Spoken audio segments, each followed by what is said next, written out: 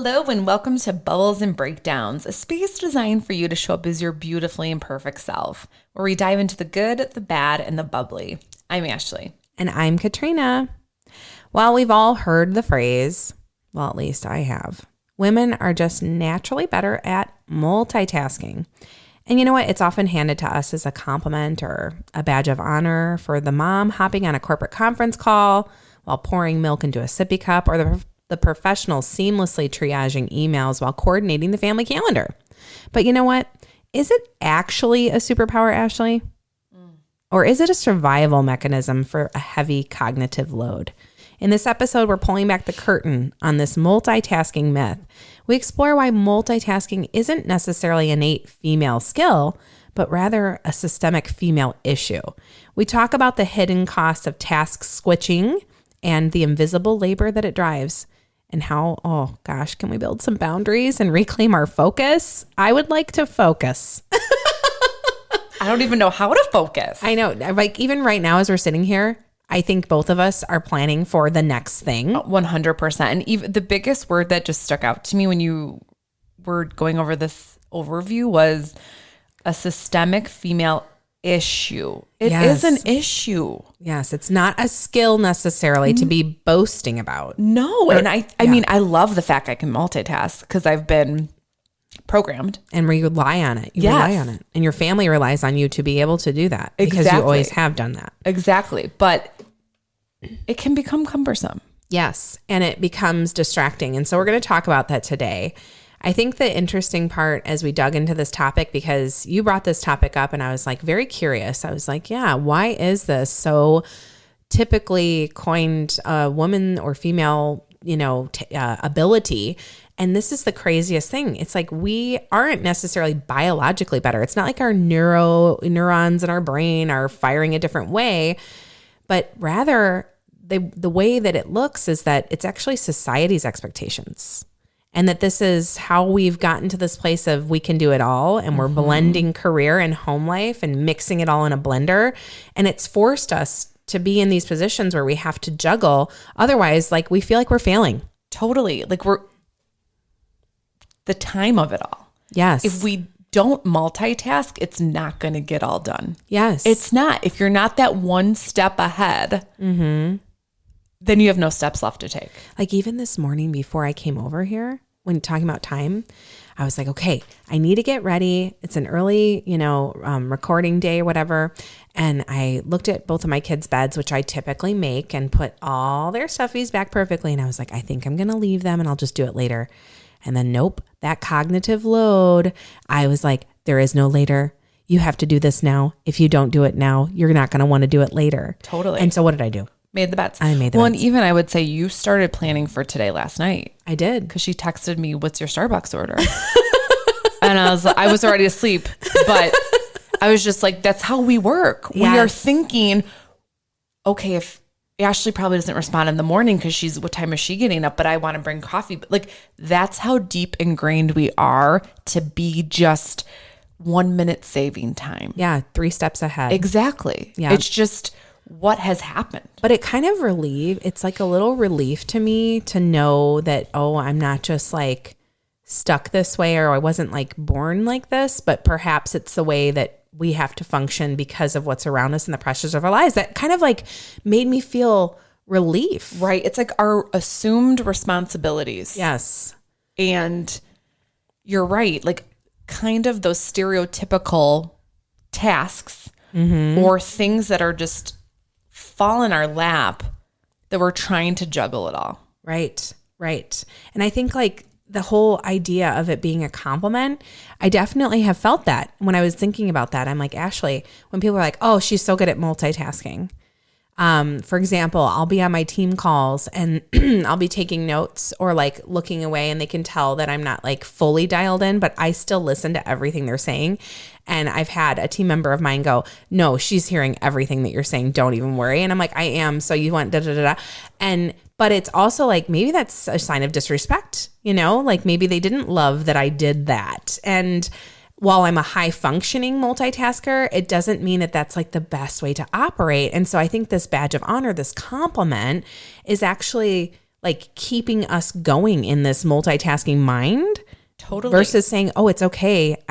Can I get to the point, Ashley, where I say, I can't do that right now? Well, and also like not right now. Can we unwire ourselves? Yes. Can we change the way our brains think? I don't know if I could, to be honest, but I also like, to your point, the compliment stage of it all, or like there is some satisfaction in me being like, okay, I did all of this. Right. I got us Look at my to-do list. Right. I got us to point A. Mm-hmm. And I feel like I did it the way I wanted to do it, which I think gets us in this trap too. 100%. It's probably our personalities of, I like this to be like this. Yes. So I'm going to take care of it. Yes. It's like why I clean my house so much, because I like having a peaceful setting where things are clean and in order. But then it's like, it stresses me out. And so it's like this whole, I don't know, rock and hard place where you're like, I like it this way. No one else is doing it. I'm always the person doing it. And I'll call out Matt and the fact that I'll talk about like, can you just do like maybe one dinner? And it's so awesome. He's been doing one dinner a month. I know that doesn't sound like a lot, but it is a lot for us. And it's a lot for him because he has not built the muscle to think of dinner, plan dinner, make the dinner. And what he has said to me so many times when I'll come to him and be like, well, I wish somebody else would fill in the blank. I wish somebody else would be responsible for XYZ, the things that I've always been responsible for.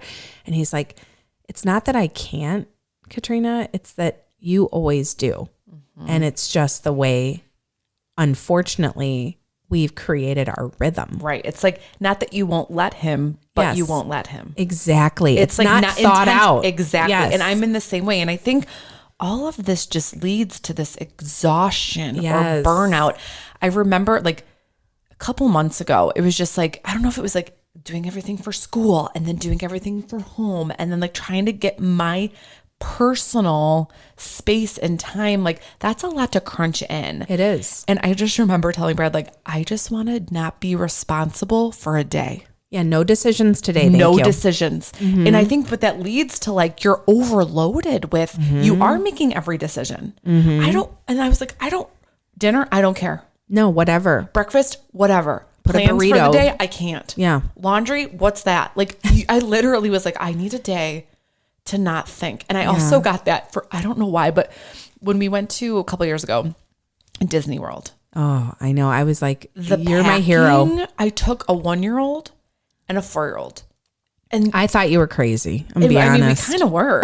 But like, you know, I think. But if anyone can do it, it's you. But packing for that trip, I remember just being like, I sat on that plane on the way there and I was just like, I can't do anything else. Yeah. It just like my mental all of a load sudden of you preparing. decompressed. Yes. Yeah. And it just seems so easy. Like you're packing for a trip, but I'm always that person that's like, well, what if it rains? Well, what if it, and like, luckily Brad does that too, where he will like, he was someone that was like, we need to get like a rain jacket for the stroller. Yeah. And I was like, didn't even think of that. Great. Like, you know, we are that. He's like a prepper, which like I love because then it's like, oh, we always know what's going on. You know what's up. Yes.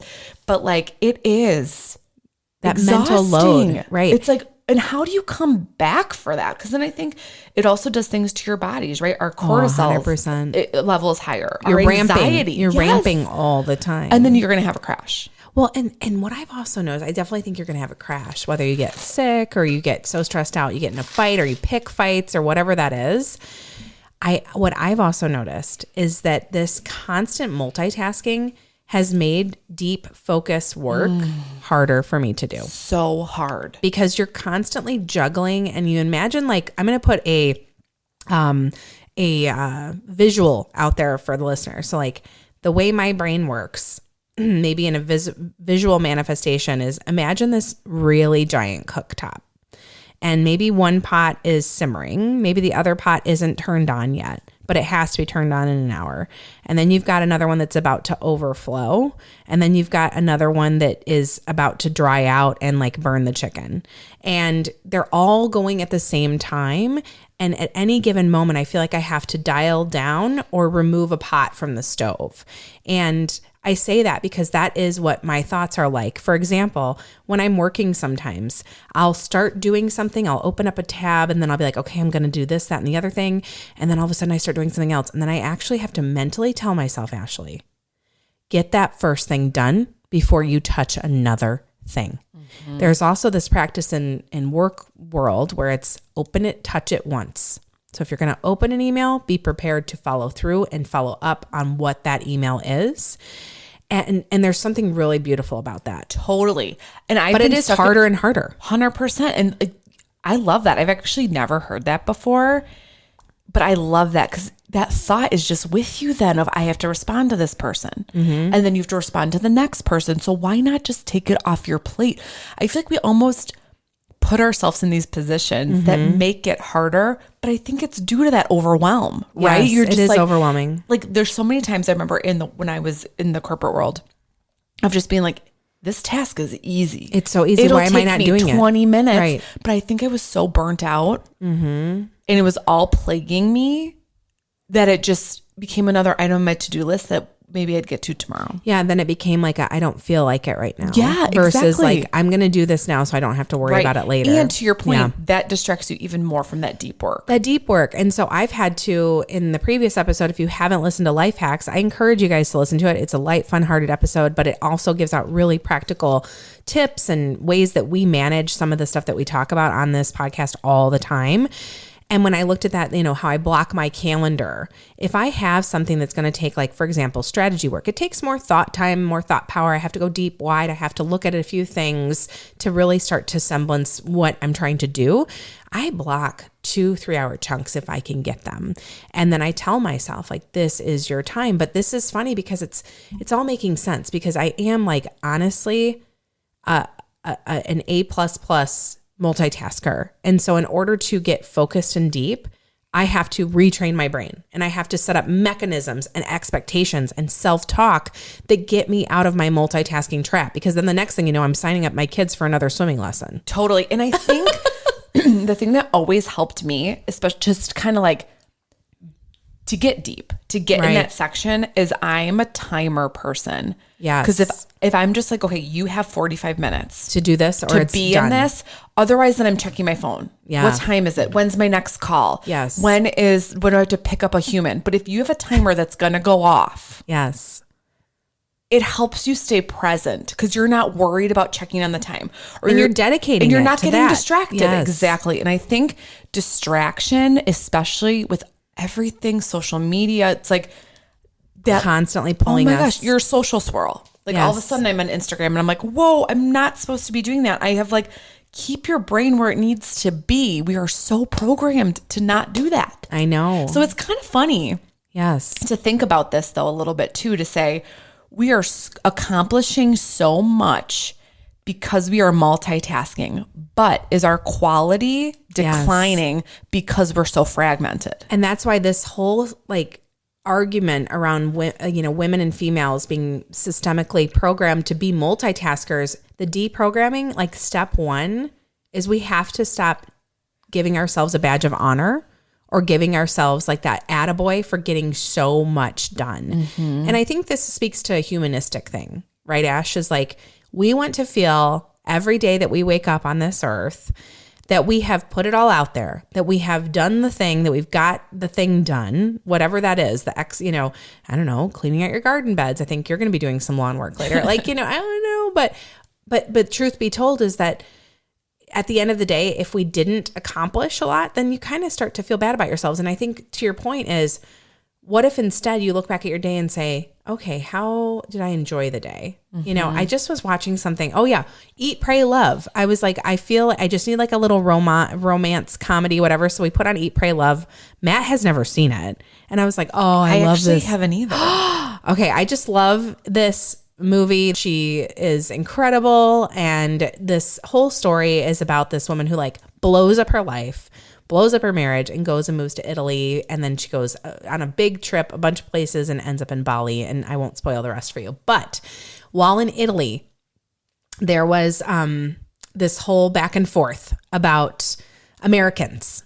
And they were like, you Americans, you don't know how to relax and you don't know how to have pleasure. You go and do stuff, but you don't know how to have pleasure. And they kept saying pleasure. And they were like, so for example, like when we eat pasta, we eat pasta. We enjoy the pasta. We enjoy the wine. And we have nowhere to go. We just It's about family. It's about time. And our meals take 3 or 4 hours. It's like this luxuriating. So if we look at our lives of, did I luxuriate today? Or did I rush and get a bunch of shit done that doesn't frankly matter? Like, talk about flipping the script on multitasking and a badge of honor. Totally. And I think this also complements what we've always been saying about being present. Yes. When we're so complicated in our brains of like left, right, center, you're not, to your point, finding the pleasure. The pleasure. You know what I mean? Gotta go watch that, by the way. And isn't that what life's about? Yes. Like, we are exhausted. We are burnt out from this societal construct of doing all the things. Yeah, let's reject that we're it. not enjoying anything. Let's reject the whole pressure, right? And I think the more we can do this, like, I'll tell you one big freeing thing. I do like the way I look with makeup on, but I have fully embraced the no makeup life. Same. Fully embraced. I laugh because I have a uniform every day too. Like, I wear yoga pants and some sort of, like, I found these yoga pants that I'm obsessed with. I bought 10 pairs. Yeah, of course, because So they're your not jam. the same. They're my everyday. And then I just am like another leisurely athletic top. Like, and it makes my life easy. I don't have to think about everything. But to your point too, last time I put makeup on, I have to buy more makeup because I'm just like, don't do it enough. But right. It takes something off my plate. But like, I kind of miss getting ready though too. That's what I was going to say, is that there's certain days where getting ready makes you feel good. Yes. But then there's like, so for example, if I wake up early enough and I can throw on a little, makeup mascara, a little pep in my step, but I'm not going to make it a requirement for my day. Instead, I look at the mornings, especially on school days. Am I able to sit with them? Mm-hmm. Am I able to be with them for that hour, an hour and a half before they are gone for the entire day? Or am I rushing around getting myself ready to look pretty for what? Mm-hmm. For who? Mm-hmm. Like, I have to believe I'm pretty enough as I am. Right. And this goes back to your pots. Which pots can I just... it's like, take that pot off. Like, leave the water cold. Like, I don't need that today. Yes. And instead, it's like, instead of getting ready, I get maybe my jog in. Yeah. Right? And so I do think there's this whole, like, are you multitasking for the sake of getting things done? Or are you prioritizing the right pots on your cooktop? There's an art to it. Absolute art to it. And you have to look at yourself in that whole balance of regret for the day. Mm-hmm. Like, am I going to look back and be like, oh, I'm so glad I looked pretty and ready for those conference calls? Or am I going to look back and go, I'm so glad I ran that 3 miles? And I'm going to tell you what, my inner compass and the way I operate, I'm like, I want to get the 3 miles in and I'll go on a conference call with a red face. Totally. And part of it too, I think, especially in the corporate world, is I think it humanizes you a bit. Yes. To say, I'm going to show up how I am. Yes. And I still have value. Yes. Yes. You know what I mean? I think there's a huge component of that too for people to see, wow, she's not doing it all either. No. And not in a negative way. You know what I mean? It's kind of, it humanizes people to kind of reevaluate their own multitasking and their own lives. And just to realize we are all human. Mm-hmm. We are all probably to some degree burnt out of 100%. Just keeping all the pots going. Some have 4 burners, some have 8 burners. Yeah, right? Exactly. We are burning all of this. And I think a really good way to start some action is like, can you delegate some of your responsibilities to others? Yeah, like and the dinner a month. Them. Yes, you know what I mean? Because it's not worth it to look back and be burnt out and not have the pleasure. The pleasure. Of you the need pasta. More pleasure. You know, because everything is rushed. Yes, everything is rushed. And I think like even, yes, I like to go to grocery stores and pick out things that opportunistically, but sometimes I'm like, Matt, please, just go. Mm-hmm. And he won't opportunistically pick out things the way I do. We shop differently. He is a list-oriented guy. He'll pick up other things. I'm not, minimizing his efforts. It's amazing. I appreciate him so much. But I don't always have time to do that, right? And so it's like relinquishing that power and saying like, it doesn't have to be just so. I love that phrase. Not everything has to be just so. And especially in these very busy seasons of our lives, if you are multitasking and not even having a moment to think for yourself and you're just thinking about everyone else all the time, how can you turn that off for just an hour? Totally. And even, I know we've talked about this before about like personal growth. I think this is a great opportunity to get comfortable being uncomfortable by relinquishing some of this power. Exactly. Because you're going to learn something too. Yes. And I think you're also showing your children. Yes.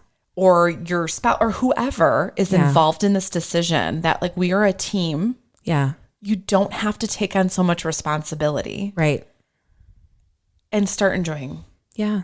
Than worrying. And then hopefully can start breaking down maybe some of the systemic pressure that's been put on us as women over the years. Right? Absolutely. So I don't know. I hope this episode brought everybody a little bit of clearing through the clutter of the expectations, and just know that, you know, we feel for you if you're out there and this resonated deeply in terms of multitasking and keeping all the pots on the stove at the right temperature at the right time.